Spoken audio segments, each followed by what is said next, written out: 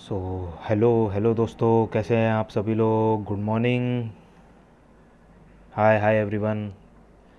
स्वागत करता हूं मैं आपका आज के इस सेशन में। तो शानदार और धमाकेदार सेशन होगा आज का, क्योंकि आज जैसा कि कल हमने डिस्कस किया था, जो डोनाल्ड ट्रंप है वो अनाउंसमेंट करने वाले हैं टैरिफ्स के बारे में, क्या होगा 2 अप्रैल को।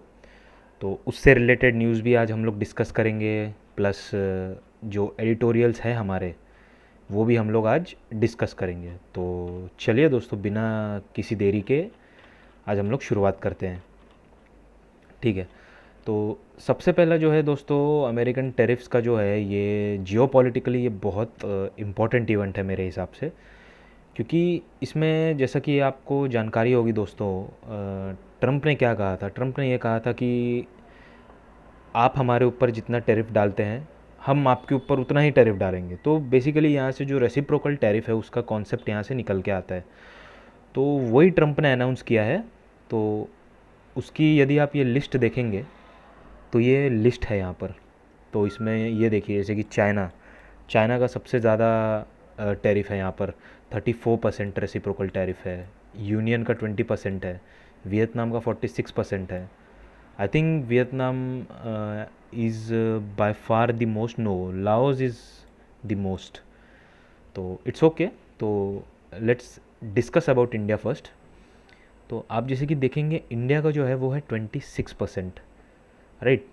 तो 26% जो टैरिफ है, उस हिसाब से यदि अगर हम लोग देखें, तो हमें मतलब क्या क्या इम्पैक्ट पड़ेगा 26% टैरिफ का इंडिया पे, उसको हम लोग अच्छे से डिस्कस करेंगे आज।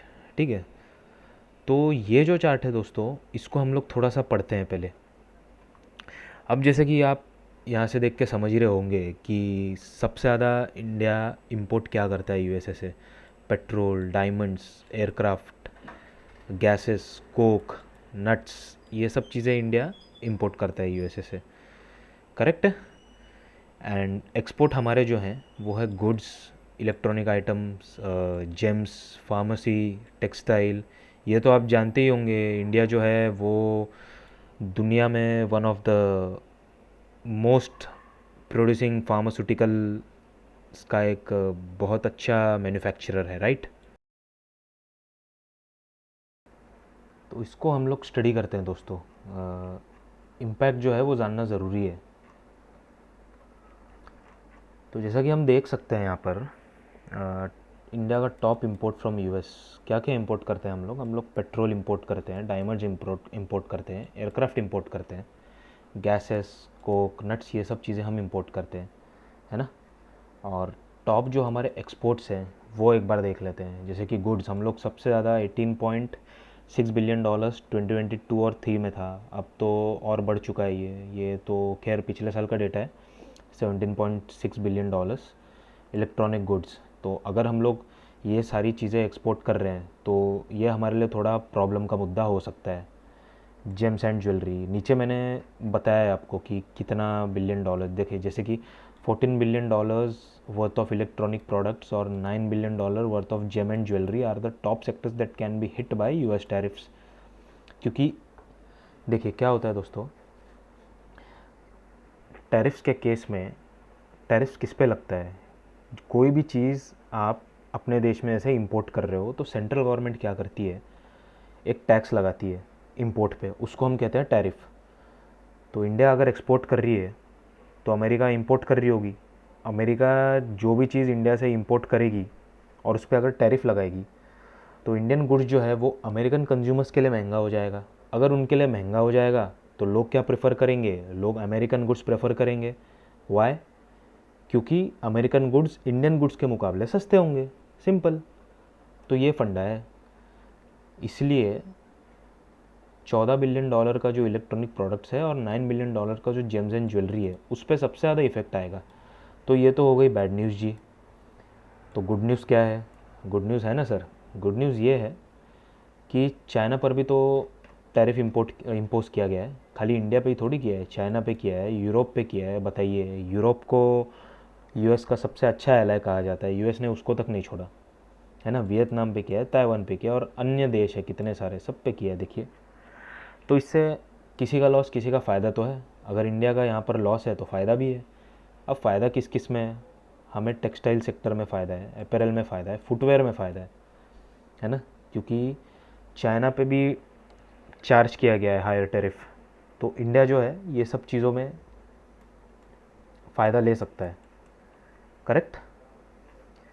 तो एकदम कोई ऐसा बड़ा चौंकने वाला बात है जियोपॉलिटिकली बहुत इंपॉर्टेंट इवेंट है, बट स्पेसिफिकली फॉर इंडिया ये कुछ किया नहीं गया है। तो बहुत सारे media houses they will target India and just they will explain you the news about what is happening with India. So it's not, देखिए यहाँ पर सबके साथ ऐसा हुआ है तो इतना बड़ा कोई इशू नहीं है।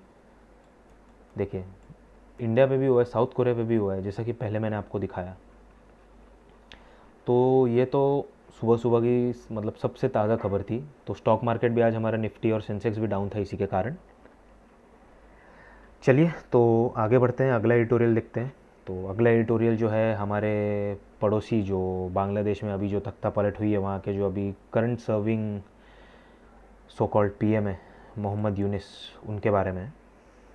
तो दोस्तों इन्होंने क्या किया, इन्होंने अभी जो बाओ फोरम हो रहा था, है ना, चाइना में, वहाँ पर इन्होंने क्या किया, वहाँ पर ये इन्होंने कुछ टिप्पणी दी। तो क्या टिप्पणी दी? The 7 states of India, North Eastern part of India are called as 7 sisters, they are landlock region of India. Okay, तो अभी तक तो सब चीज़ सही है, ये तो खाली ये फैक्ट बताया इन्होंने।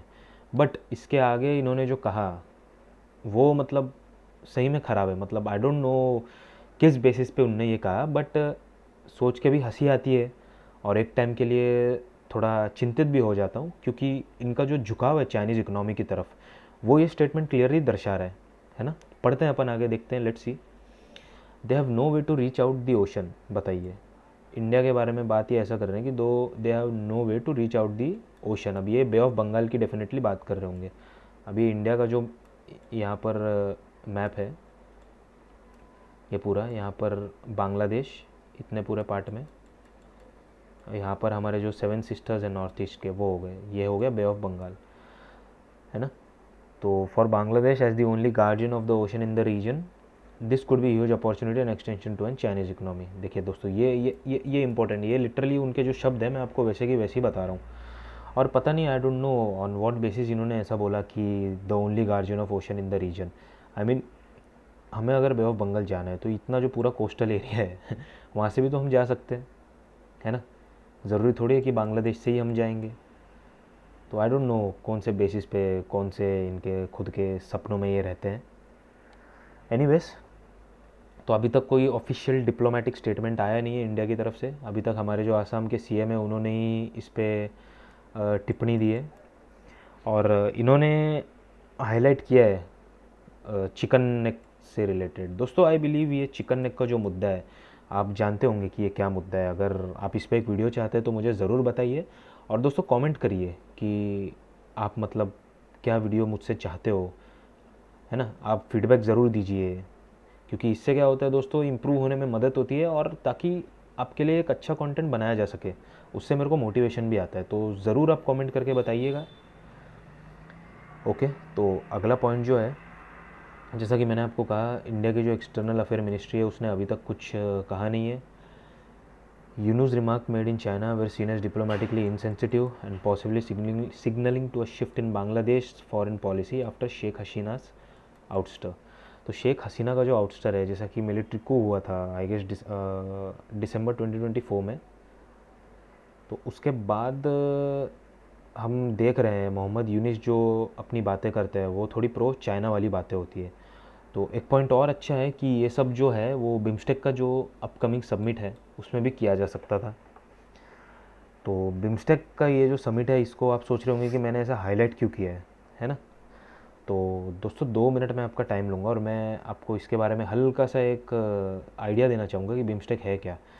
तो ये एक्चुअली यूपीएससी के 2021 या 2 में आया था, जनरल साइंस पेपर 2 में, सार्क और इसका कंपैरिजन था बिम्स्टेक का। तो उस हिसाब से ये थोड़ा है इम्पोर्टेंट, क्योंकि ये अभी न्यूज़ में भी है। तो आप एक बार इसको पढ़ लीजिए, हो सकता है कि प्री में इससे रिलेटेड कुछ क्वेश्चन आ जाए। तो बेसिकली बिम्स्टेक क्या है, बे ऑफ बंगाल के आसपास जितने भी नेशन है, 7 नेशंस जो है बे ऑफ बंगाल के आसपास, ये उनका एक संघ है। तो ये जो समिट है, यहाँ पर क्या होता है, यहाँ पर 13 से 14 जो सेक्टर्स रहते हैं, वो एजुकेशन सेक्टर हो गया, इकोनॉमी हो गया, डिफेंस हो गया, ये सब जो मुद्दे हैं, ये सब मुद्दों पे कोऑपरेट किया जाता है। ठीक है।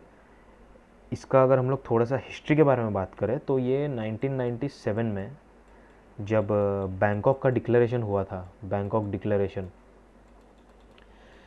उसके बाद इसकी स्थापना हुई थी सन 1997 में। ओके।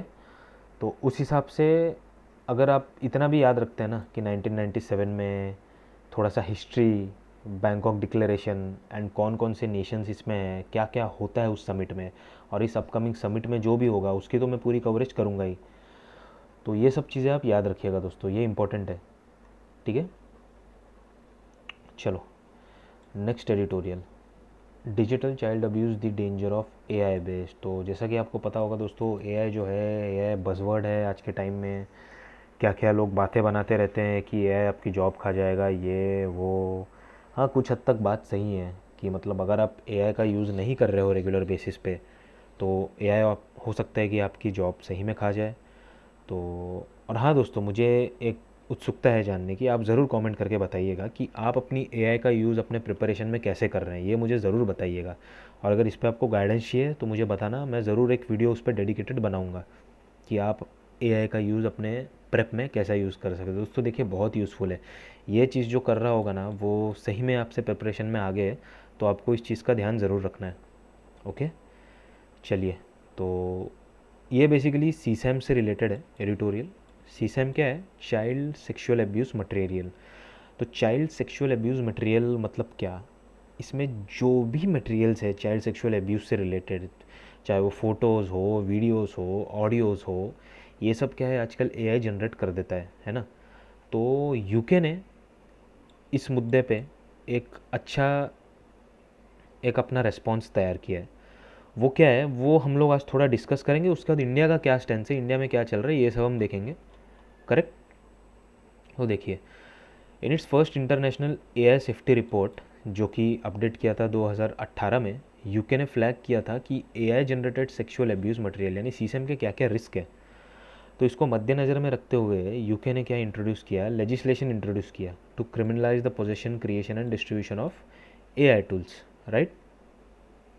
अब ये लॉ जो है, ये लॉ बता क्या रहा है, ये लॉ बता रहा है, ये लॉ एक टूल सेंट्रिक अप्रोच है, making it illegal even to own AI tools capable of producing CSAM.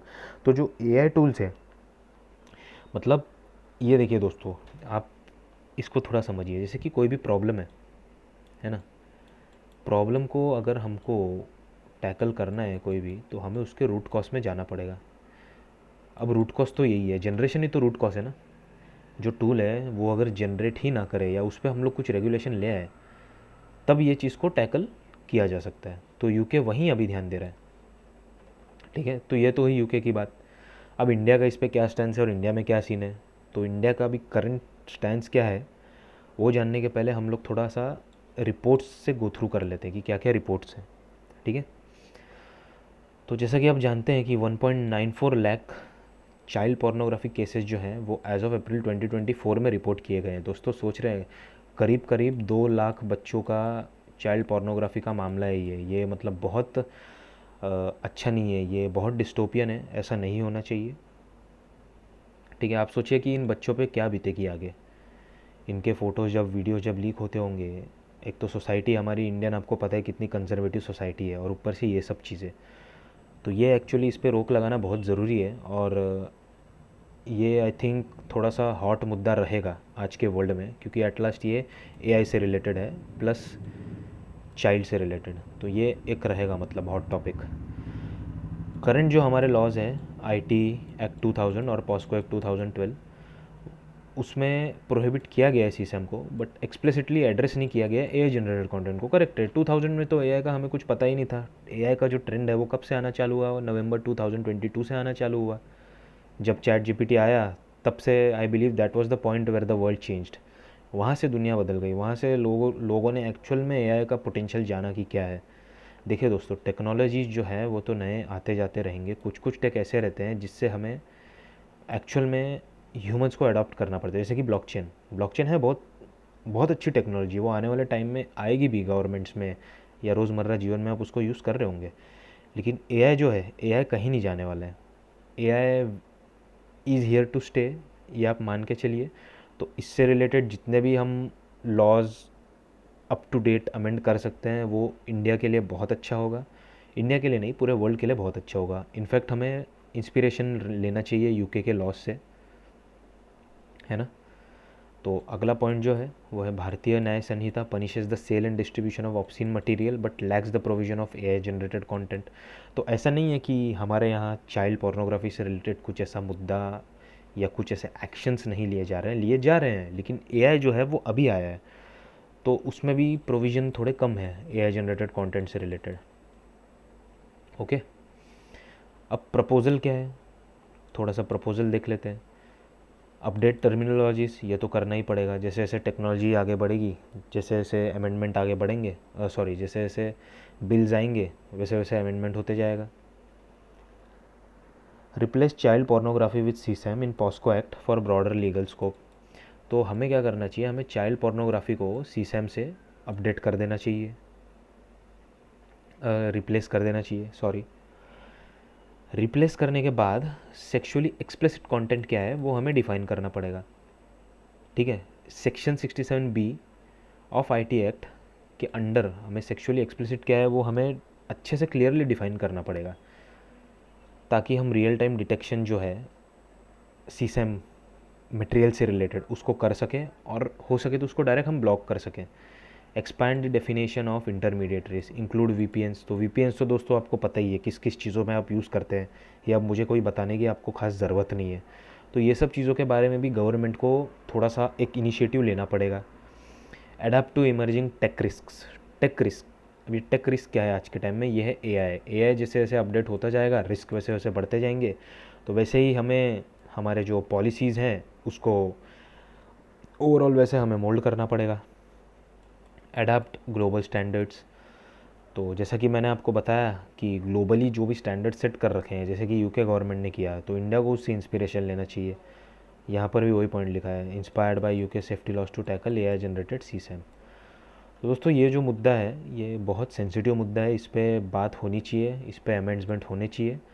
तो आपको क्या लगता है दोस्तों, ज़रूर कमेंट डाउन करके बताना। तो आज हमने क्या क्या पढ़ा, आज हमने सबसे पहले अमेरिकन टैरिफ्स के बारे में पढ़ा। अमेरिकन टैरिफ्स में हमने देखा कि इंडिया पे रेसिप्रोकल टैरिफ जो है वो 26% किया गया है। कौन कौन से जो टॉप एक्सपोर्ट्स हैं हमारे इंडिया के, किस किस सेक्टर में इफ़ेक्ट आएगा वो हमने पढ़ा। उसके बाद मोहम्मद यूनिस की हमने बात की, बिम्स्टेक समिट के बारे में पढ़ा। उसके बाद हमने एआई रिलेटेड जो भी चाइल्ड एब्यूज़ अभी हो रहा है उसके बारे में हमने पढ़ा, है ना। तो आज के लिए इतना ही दोस्तों। आशा करता हूँ आपको ये वीडियो पसंद आई होगी। पसंद आई है तो ज़रूर लाइक करिएगा। अगर आपको कुछ भी इस वीडियो में कमी लगी है तो मुझे ज़रूर आप फीडबैक पे बताना, मैं क्या इंप्रूव कर सकता हूँ और आपके लिए मैं क्या क्या कंटेंट लाऊँ, आप ज़रूर कमेंट करके बताइएगा। और हाँ दोस्तों, इस सेशन की जो पीडीएफ की जो लिंक है वो आपको नीचे मिल जाएगी। एंड या दैट्स इट। सो आशा करता हूँ आप पढ़ रहे होंगे, अच्छे से पढ़िएगा, मेहनत करनी है सबने ज़रूर। So that's it for the day guys. This is Pratik Sahu signing off, and I thank you everyone for attending this session.